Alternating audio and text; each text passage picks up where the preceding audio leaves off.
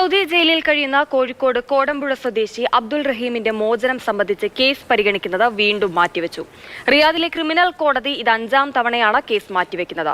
കേസിനെക്കുറിച്ച് കൂടുതൽ പഠിക്കാനുണ്ടെന്ന പരാമർശത്തോടുകൂടിയാണ് കേസ് മാറ്റിയത്.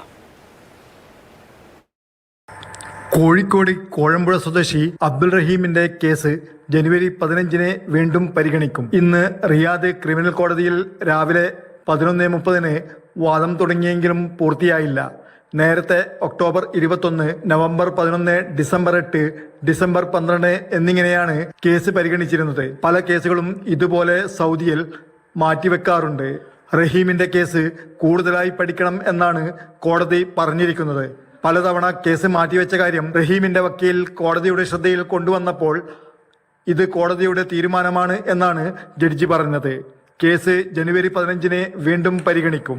സൗദി ബാലന്റെ കൊലപാതക കേസിൽ 2006 ഡിസംബറിലാണ് അബ്ദുൾ റഹീം തടവിലാകുന്നത്. ഇപ്പോൾ ഏകദേശം 18 വർഷമായി ജയിലിലാണ്. പുതുവർഷത്തിൽ റഹീമിന്റെ മോചനം പ്രതീക്ഷിച്ചിരുന്നെങ്കിലും ഇന്നതുണ്ടായില്ല. ജനുവരി 15-ന് കേസ് വീണ്ടും പരിഗണിക്കും. Jafar Ali Palakkode, Mathrubhumi news, Saudi Arabia.